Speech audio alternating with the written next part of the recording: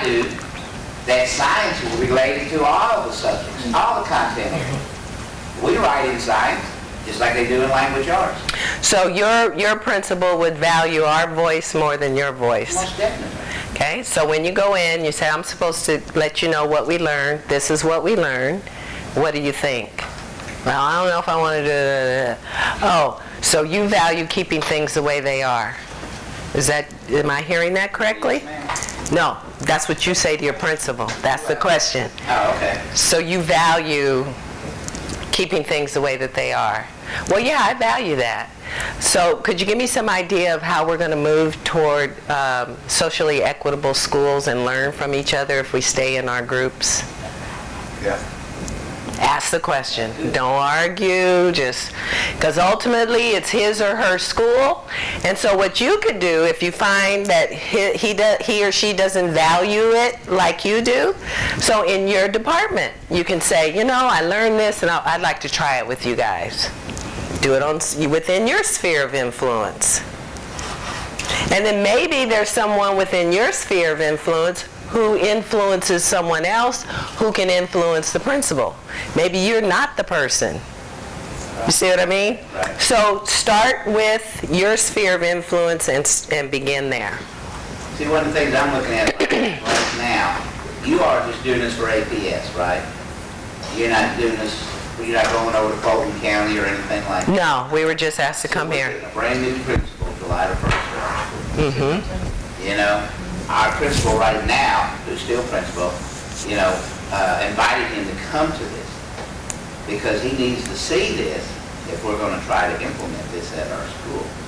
And I feel for him because he's going to come in July the 1st, and then we're coming in August 1st, whatever. We're going to present this to him. Well, this idea what we're even talking about. This conversation leads exactly to what we wanted to introduce to you today, which is one of the other tools to cultural proficiency is identifying barriers.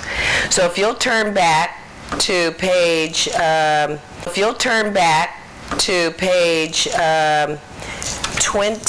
or there it is, page 35 and 36.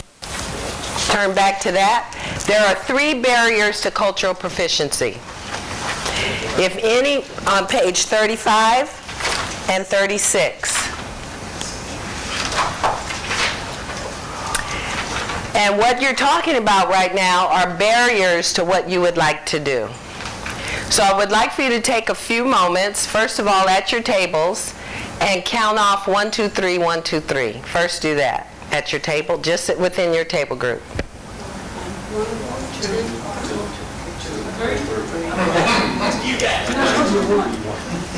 Okay?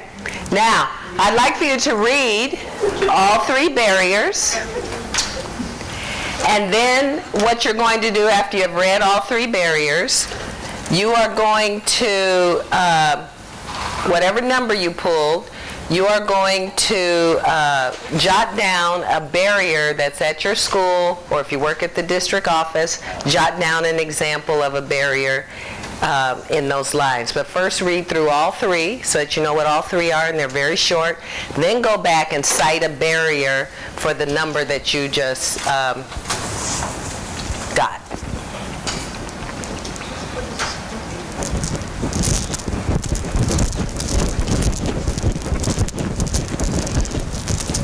Supposed to be with her at 3 o'clock.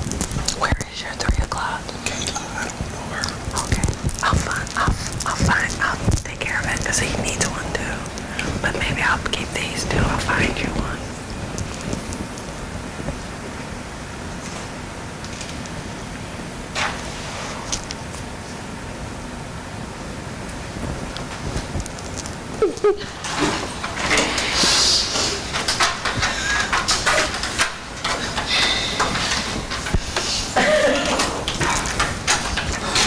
Without talking, the losers get up. Table 1 go to 2, 2 go to 3, 3 go to 4, 4 go to 5. Table 5 come over to table 1. Table 1 is, hey, no talking, no talking. Let's go. Table 5, the losers come over here. Who lost over there? Please come over here. Which team lost? Get up, please.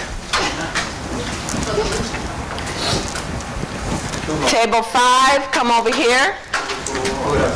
Whoever's keeping score, who won at this table? Just point for me. Who's the team here? The teams are supposed to sit across from each other, so which team won? Okay? When you were keeping score, which team won? You had a tie? Okay, that's easy to fix. Highest card.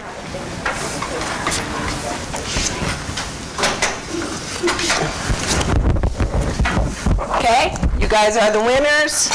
You guys get up. Table 5, go to table 1. Let's go. As soon as you get there, get started. Thank you.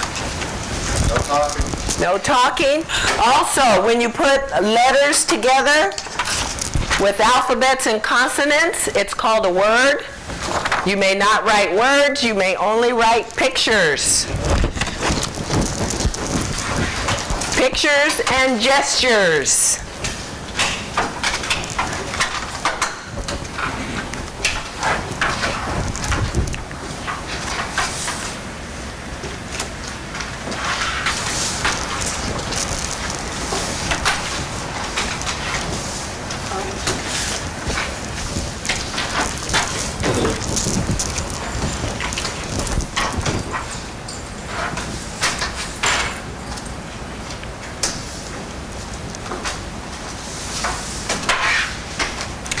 Seconds.